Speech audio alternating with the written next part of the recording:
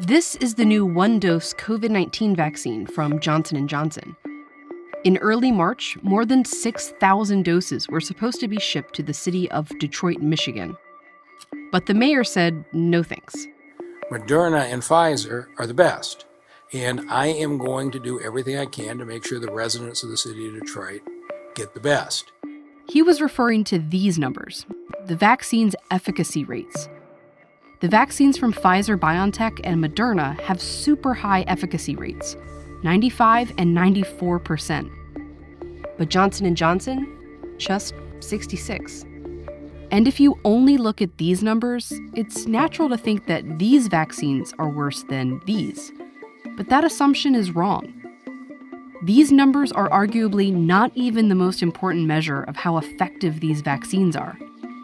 To understand what is, you first have to understand what vaccines are even supposed to do. A vaccine's efficacy rate is calculated in large clinical trials, when the vaccine is tested on tens of thousands of people. Those people are broken into two groups. Half get the vaccine and half get a placebo. Then they're sent out to live their lives while scientists monitor whether or not they get COVID-19 over several months. In the trial for Pfizer-BioNTech, for example, there were 43,000 participants. In the end, 170 people were infected with COVID-19. And how those people fall into each of these groups determines a vaccine's efficacy. If the 170 were evenly split, that would mean you're just as likely to get sick with the vaccine as without it, so it would have a 0% efficacy.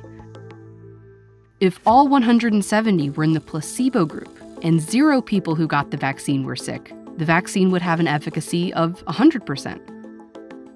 With this particular trial, there were 162 in the placebo group and just 8 in the vaccine group. It means those who had the vaccine were 95% less likely to get COVID-19. The vaccine had a 95% efficacy. Now, this doesn't mean if 100 people are vaccinated, 5 of them will get sick. Instead, that 95% number applies to the individual. So each vaccinated person is 95% less likely than a person without a vaccine to get sick each time they're exposed to COVID-19. And every vaccine's efficacy rate is calculated in the same way. But each vaccine's trial might be done in very different circumstances. So one of the biggest considerations here when we look at these numbers is the timing in which these clinical trials were performed. This is the number of daily COVID-19 cases in the U.S. since the pandemic began. The Moderna trial was done completely in the U.S., here in the summer. The Pfizer-BioNTech trial was primarily based in the U.S. too, and at the same time. Johnson & Johnson, however, held their U.S. trial at this time, when there were more opportunities for participants to be exposed to infections. And most of their trial took place in other countries, primarily South Africa and Brazil. And in these other countries, not only were case rates high, but the virus itself was different. The trials took place as variants of COVID-19 emerged and became dominant infections in these countries, variants that are more likely to get participants sick. In South Africa, most of the cases in the Johnson & Johnson trial were that of the variant, not the original strain that was in the US over the summer. And despite that, it still significantly reduced infections.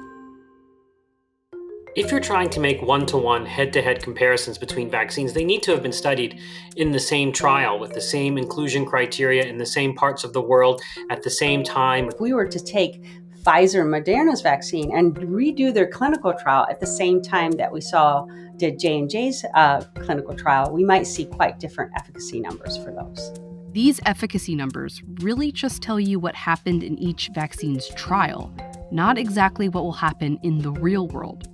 But many experts argue this isn't even the best number to judge a vaccine by anyway, because preventing any infection at all is not always the point of a vaccine. The goal of a vaccine program for COVID-19 is not necessarily to get to COVID-0, but it's to tame this virus, to defang it, to remove its ability to cause serious disease, hospitalization, and death.